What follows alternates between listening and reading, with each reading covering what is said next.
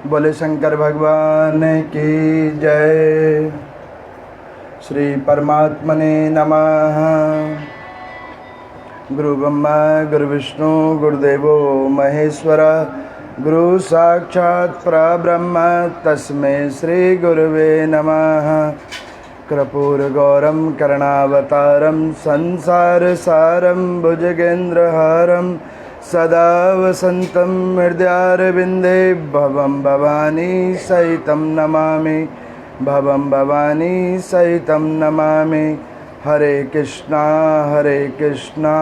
कृष्णा कृष्णा हरे हरे, हरे राम राम राम हरे हरे हैं। आप सभी आए हुए श्रद्धालुओं को इस सावन के पवित्र मास, जो कल उसकी प्रतिपदा तिथि प्रारंभ होगी, ऐसे पावन माह, जिस माह के अंदर में भगवान भूत भावन शंकर की अद्भुत कथाओं को श्रवण करने के लिए आप सभी लोग जो इस पश्चिम बिहार क्षेत्र में श्री शक्ति मंदिर के माध्यम से यहाँ बैठी हुई श्रद्धालुएं और इस कथा को विभिन्न माध्यमों से सुन रहे ऑनलाइन, उन सभी को भोलेनाथ भगवान की कृपा प्राप्त हो। तो इस पवित्र मास के अंदर में भगवान शंकर, भूत भावन शंकर की उन पवित्र कथाओं को हम लोग श्रवण करेंगे, जिसको शौनक जी द्वारा सूत जी आदियों ने नैमिषारण्य तीर्थ के अंदर में इस पवित्र कथा को श्रवण किया था। उस पवित्र कथा की कथाओं को गत हम इस सावन माह के अंदर में इसको श्रवण करेंगे। बड़े पुण्य कर्मों के उदय होते हैं जब जीव आत्मा भगवान के किसी पुराण की कथा को श्रवण करता है। यह शास्त्रों में इसका वर्णन है। और उससे भी ज़्यादा पुनित कर्म फल उदय होते हैं जब व्यक्ति इन कथाओं को गुरुजनों और देव स्थान के अंदर में बैठकर श्रवण करता है। उसके भी बड़े अनंत फल हैं। तो यहाँ पर मैं सूत जी भगवान से नैमिषारण्य तीर्थ के अंदर में शौनकादिक सारे ऋषियों ने एक जगह एकत्रित होकर पूछा कि प्रभु, इस कलयुग के अंदर में पृथ्वी के ऊपर में जीव आत्मा अपने कर्म बंधनों को भोगते हुए इस पापी शरीर से मुक्त होने का कोई उपाय आपसे जानना चाहती हैं, जो सुलभ से सुलभ उपाय हो। तो यहाँ पर सूत जी भगवान कहते हैं कि जीवन के अंदर में हरि नाम संकीर्तन, शिव नाम संकीर्तन ही सबसे सुलभ उपाय है। प्रभु का भजन, प्रभु का कीर्तन, यही सबसे सुलभ उपाय है। तो यहाँ पर मैं वो एक पवित्र कथा को सुना रहे हैं। उसी कथा को गत अब आप लोग एक माह तक श्रवण करेंगे। यहाँ पर मैं सूत जी भगवान कहते हैं कि हे शौनक ऋषियों, मैं आपको पतित पावनी गंगा की तरह निर्मल और सारे पृथ्वी लोक के ऊपर में पुराणों में अनुपम पुराण शिव महापुराण की कथा मैं आप लोगों को सुनाता हूँ।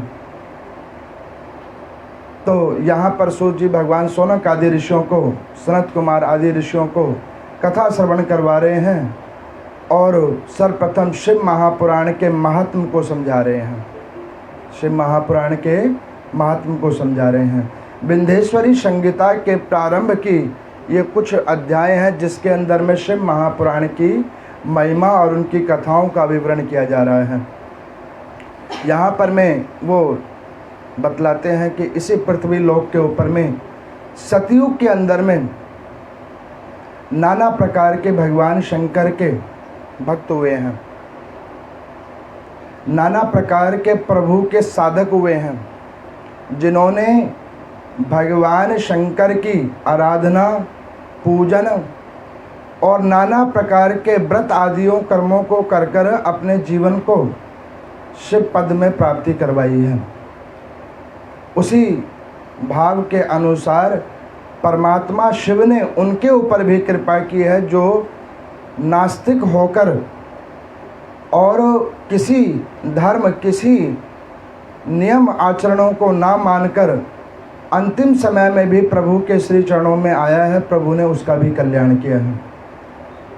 तो शौनक आदि ऋषियों ने पूछा कि प्रभु कृपा करके उन महानुभावों की भी कथा हमें सुनाएं, जिन्होंने प्रभु का भजन अंतिम समय में करके अपने आप को मुक्त किया है। तो शिव महापुराण की सर्वप्रथम महात्म की पहली कथा है, जो कथा मैं आप सब लोगों के समक्ष रखता हूँ। यहाँ पर सूर्य जी भगवान कहते हैं कि देखो, इसी सतयुग के अंदर में एक देवराज नाम के एक ब्राह्मण हुए हैं।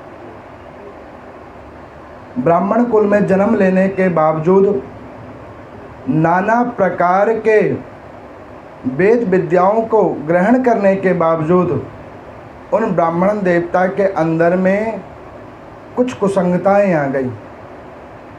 शास्त्रों को जानने वाले ब्राह्मण, नियम निष्ठाओं को जानने वाले ब्राह्मण, उसके बावजूद उन्होंने कुछ कुसंगों को अपने अंदर में प्रवेश करवाया। जैसे कि देव पूजा नहीं करते थे, चोरी चकारी करते थे, मांस मदिरा का भक्षण करना, पर स्त्री गमन करना, नाना प्रकार के पाप कर्म करना। उनके इन्हीं पाप कर्मों को देखकर उनके परिवार वाले सारे बंधु बांधव दुखी हो गए थे। वो इतने दुखी हो गए थे कि वो उनको अपने साथ रखना पसंद नहीं करते थे।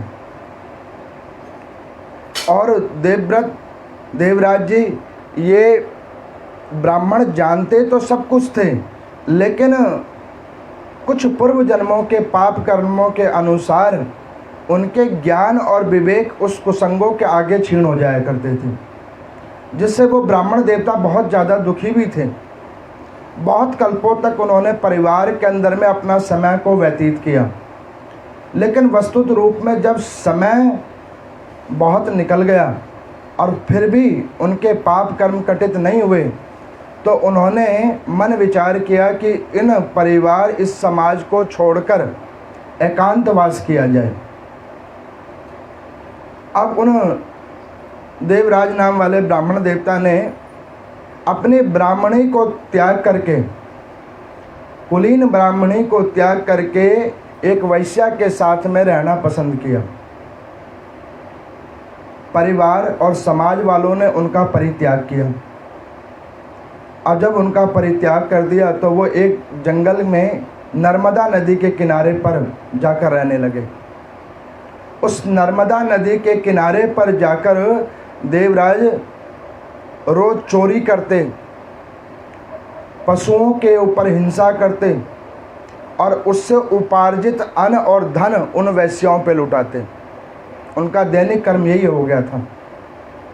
यहाँ पर सनत कुमार आदि पूछते हैं कि हे सूर्य जी, प्रभु एक बात समझ नहीं आई कि परमात्मा ने इतने ऊंचे कुल के अंदर में उनको जन्म दिया, ऐसे ज्ञान और शास्त्रों को वो जानने वाले ब्राह्मण थे, उनकी ऐसी दशा कैसे हो गई?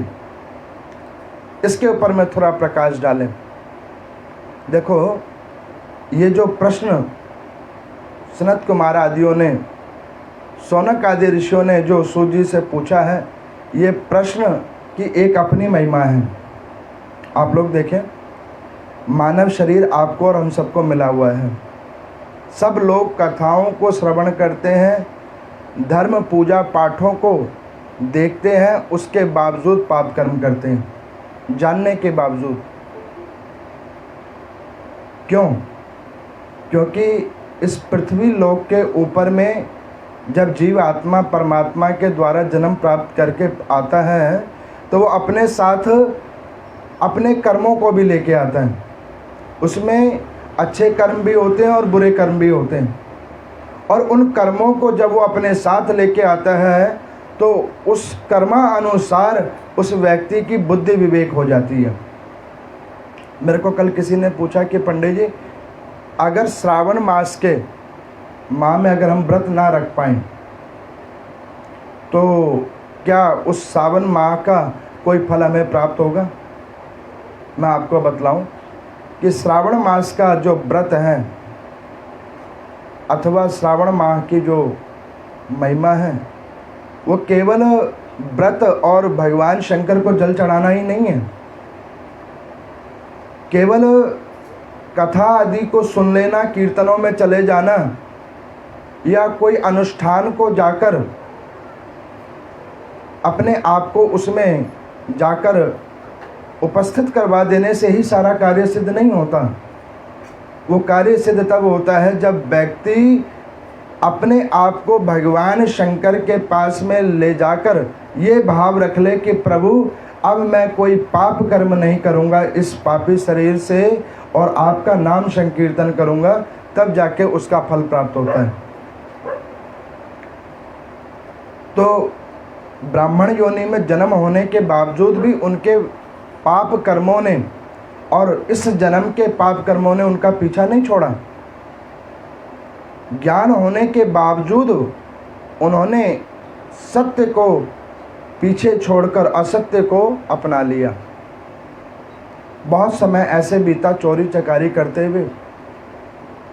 बहुत कल्प जब बीत गया तो एक दिन उनका उस वैश्या से किसी बात के ऊपर में बहस हो गई और उस वैश्या ने उन ब्राह्मण देवता को कहा कि इतने ही अगर सज्जन शरीफ थे तो अपना परिवार और अपनी स्त्री को छोड़कर क्यों आए थे मेरे पास? अगर आप इतने ही परमार्थी थे, नेकी थे, नेक कार्यों को करने वाले थे, तो आप अपने बच्चे परिवार को छोड़कर मेरी जैसी अशुद्ध महिला के पास क्या करने आए थे? जब इस प्रकार से उन्होंने कहा तो ब्राह्मण देवता के ज्ञान और विवेक के ऊपर में एक बहुत बड़ा प्रहार हुआ, और जब उनके ज्ञान और विवेक के ऊपर में बहुत बड़ा प्रहार हुआ तो उनके मन में एक ग्लानिन भाव आई कि वाकई मैंने इतने ऊंचे कुल के अंदर में जन्म लेने के बाद मैंने सदैव पाप कर्म किया। मन में ऐसा भाव आया, पश्चाताप का भाव लेकर उस वैश्या का संग छोड़कर नर्मदा नदी के किनारे जाकर सर्वेश्वर महादेव के मंदिर में जाकर वो पहुंच गए। अब उन्होंने अपना मन बनाया कि अब मैं अपने जीवन के अंतिम समय इसी मंदिर में भगवान शंकर की सेवा आराधना में लगा दूंगा।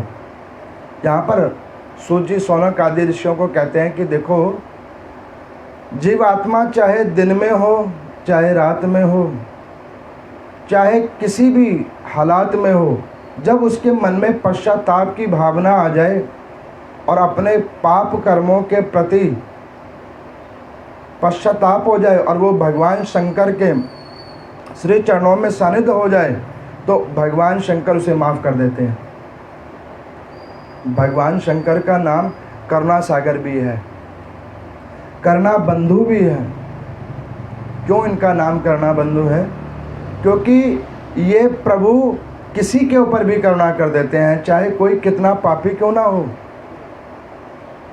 अब पूरे जीवन तो इन्होंने चोरी की थी, पाप कर्म किए थे, उनके इस व्यवहार को पूरा समाज जानता था।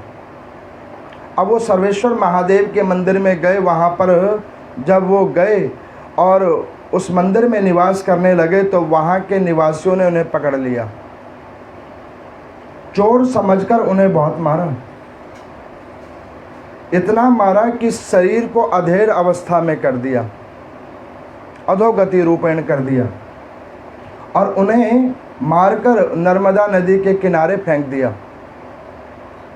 नर्मदा नदी के जल के बहाव और उन लोगों के द्वारा मारा गया, उससे उनका शरीर स्थूल हो गया और उनके प्राण निस्तेज हो गए। वहाँ पर में कुछ साधु जन श्रावण मास के पवित्र मास में नर्मदा नदी के तट पर भगवान शंकर की कथा को श्रवण कर रहे थे। भगवान शंकर की महिमा का ज्ञान गुणगान श्रवण कर रहे थे। उन्होंने उस मृत शरीर को देखा और जो उस कथा को श्रवण करवा रहे थे, ऐसे व्यास के ऊपर बैठे हुए वो संत अपनी गद्दी से उठकर वहाँ पर भगवान शंकर के ऊपर चढ़ा हुआ विभूत भस्म उस ब्राह्मण देवता के पूरे शरीर में लगाया, रुद्राक्ष की माला उनके कंठों में डाला और मुख में नर्मदा नदी के जल को डाला।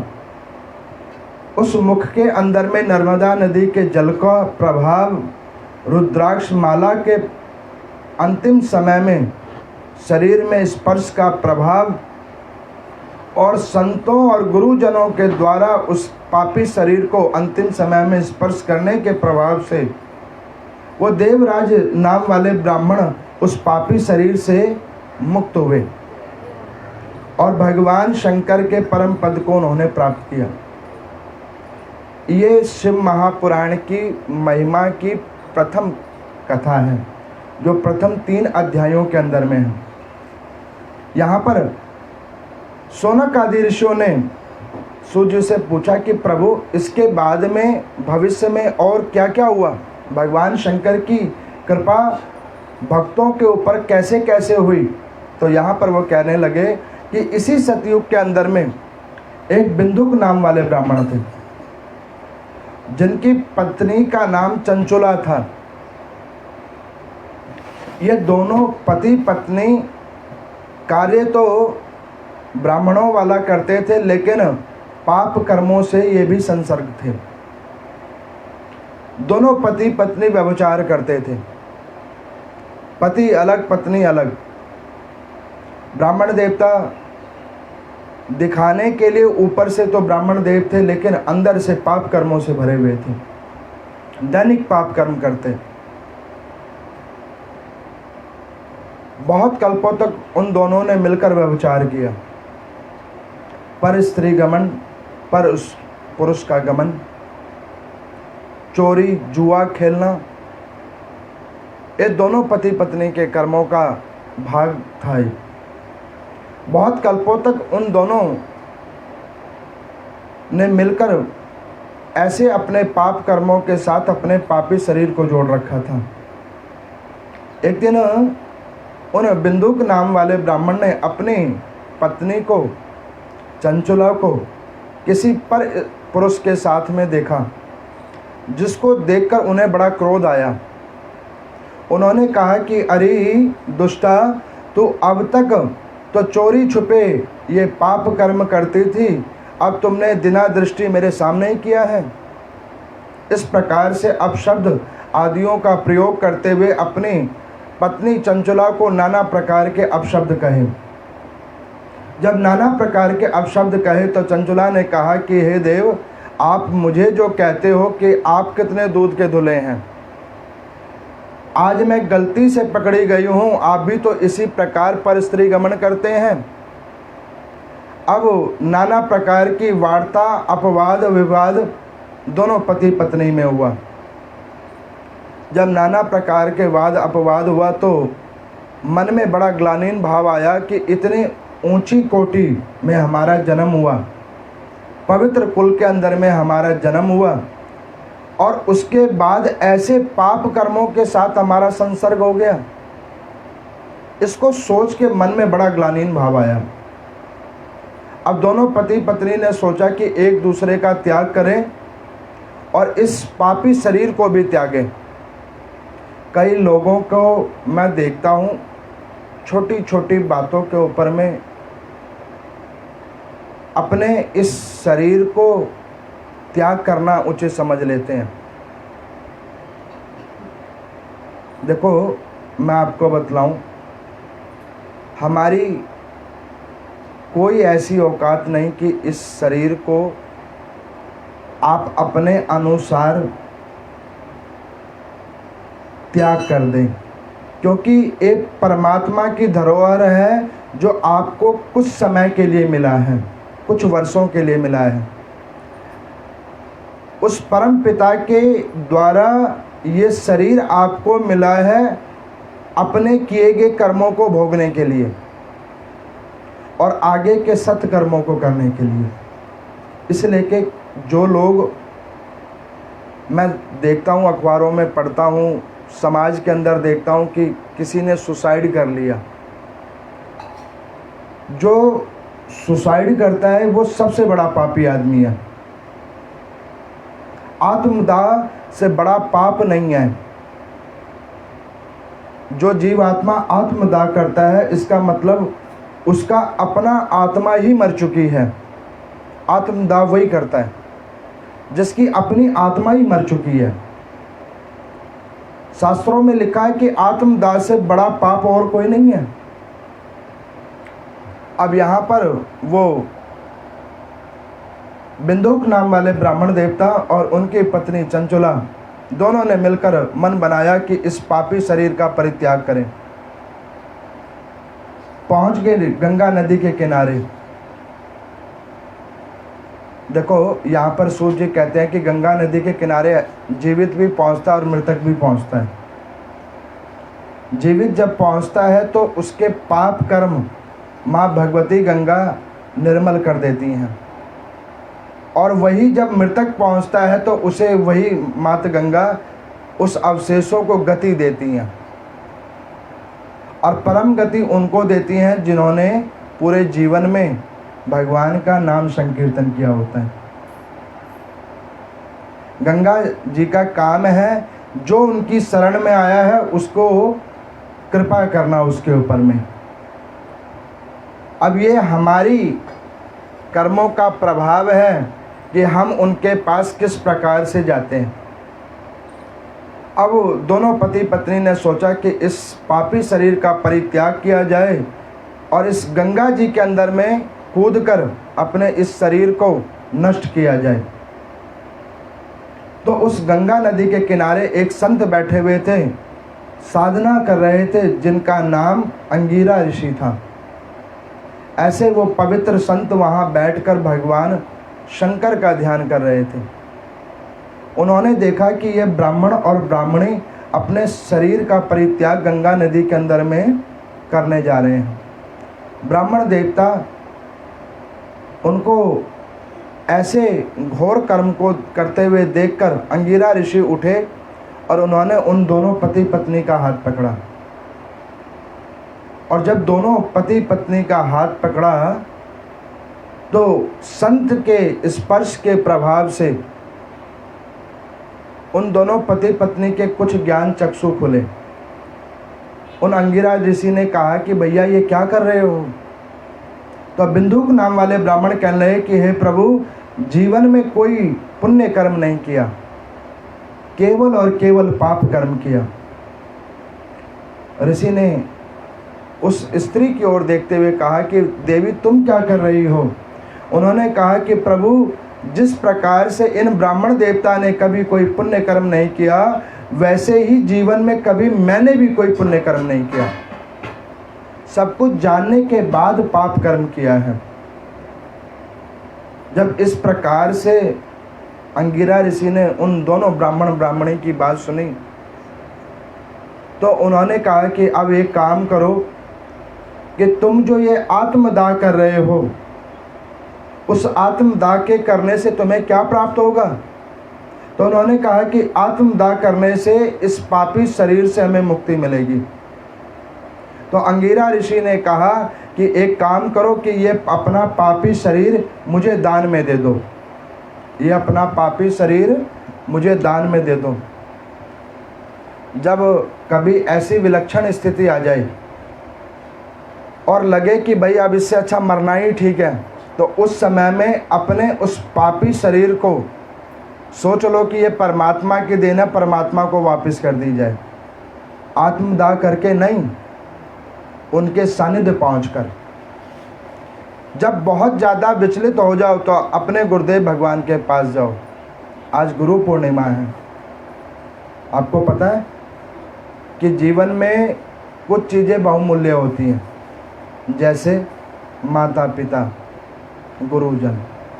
बड़े भाग्यशाली वो जीव होते हैं जिनके ऊपर में इन श्रेष्ठ जनों का करुणामयी हाथ होता है।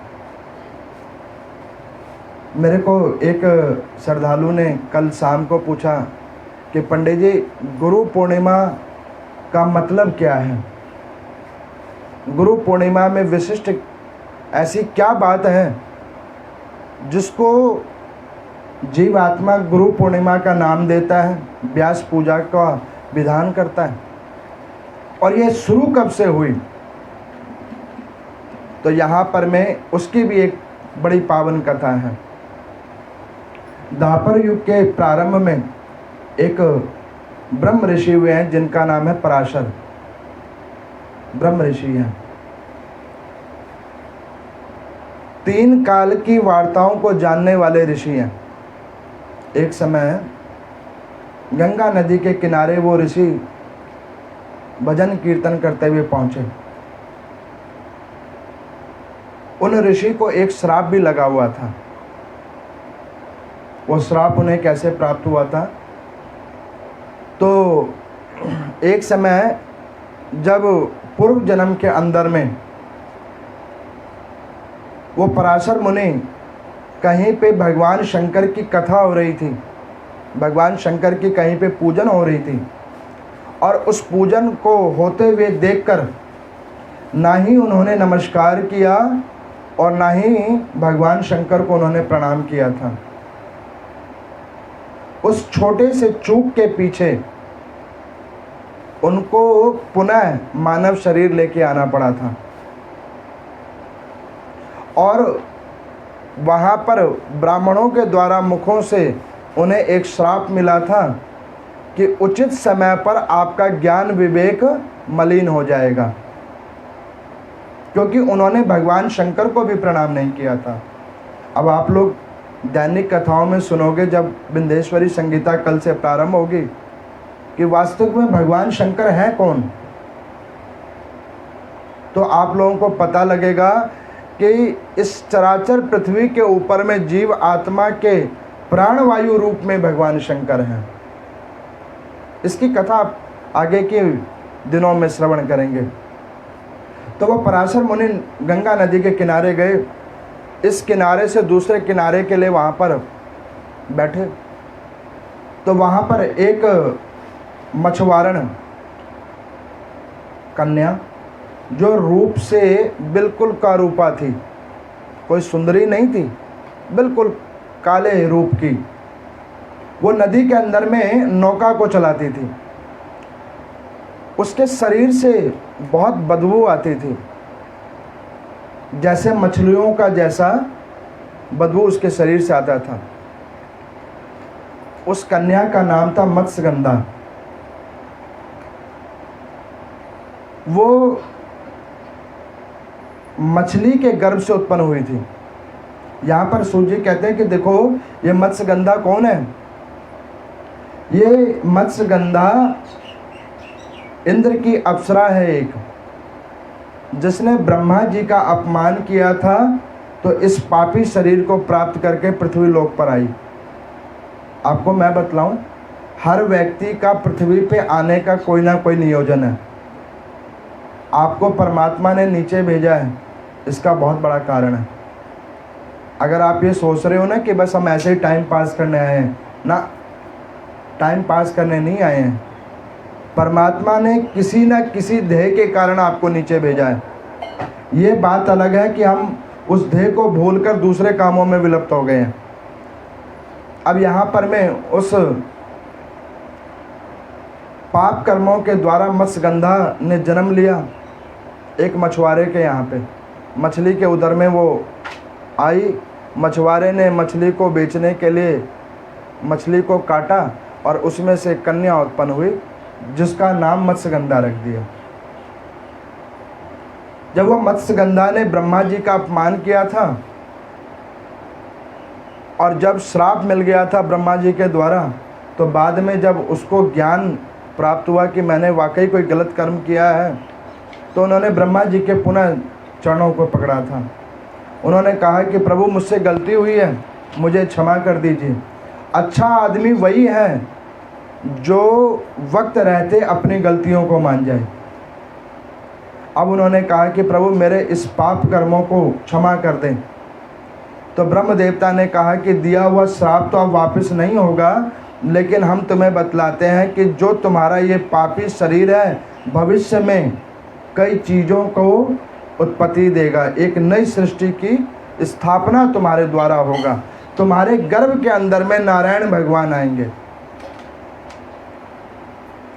अब वो पराशर मुनि नदी के किनारे थे। अब उन्होंने क्या किया, नदी के किनारे में उस कन्या को नाव के अंदर देखा।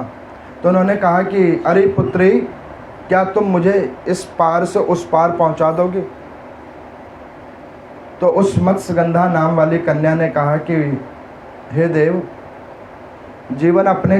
जीवात्मा अपने ही कर्मों से इस पार से उस पार पहुंच जाया करता है। ये तो बस एक शरीर का क्रियावान कार्य है जो आदमी करता है। ऐसे ज्ञान की वाणी को सुनकर पराशर मुनि बड़े मंत्रमुग्ध हुए और उसकी नौका में बैठ गए। जैसे नौका के बीच में बैठे और थोड़ा समय आगे बढ़ा तो उन पराशर मुनि का ज्ञान और विवेक मलिन हो गया, क्योंकि उनको भी श्राप लगा था। अब वो जैसे नौका बीच नदी में पहुंची तो उन्होंने कहा कि अब मैं तुमसे शादी करूंगा। अब आप ये देखो कि जिसको पहले अभी पुत्री कहा है उसको उन्होंने कहा कि अब मैं तुमसे शादी करूंगा। तो उस मत्स्यगंधा ने कहा कि प्रभु आप ये क्या बोल रहे हो? मेरे अंदर में कोई गुण नहीं है, मेरे अंदर में नाना प्रकार के अवगुण हैं। मैं छोटी जाति की हूँ और आप उच्च कुल के हैं। आपके साथ मेरा पाणी ग्रहण संस्कार कैसे होगा? तो पराशर मुनि ने कहा कि अब जो होगा सो होगा, लेकिन विवाह तुम्हारे साथ होगा। तो मत्स्यगंधा जी ने 3 शर्तें रखी। पहला शर्त रखा कि आपका और मेरा विवाह हुआ है, ये शास्त्र और पुराण तो जाने, लेकिन पृथ्वी लोक पे और कोई ना जाने। दूसरा, मैं आपके साथ नहीं रहूंगी। तीसरा, जब आपको मुझसे एक संतान प्राप्ति हो जाए तो मैं उसकी मां नहीं बनूंगी। अब जब ये बात रखा पराशर मुनि के पास में, तो पराशर मुनि ने उस बात को सुनकर 2 वरदान अपने तरफ से भी दे दिया कि तुम्हें हम रूपवान बना देंगे,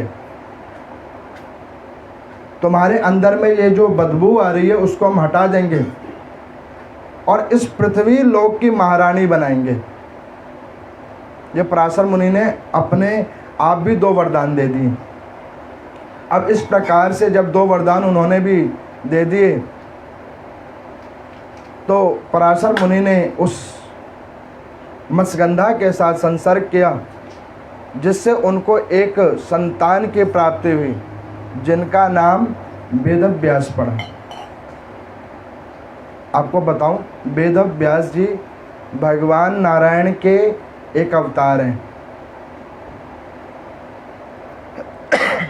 ऐसा अवतार है भगवान नारायण का जिस अवतार के अंदर में भगवान ने पृथ्वी के ऊपर में जीव आत्मा कैसे सुलभ तरीके से परमात्मा को प्राप्त कर सकता है, उसको प्राप्त करवाने के लिए ये अवतार लिया वेदव्यास जी का।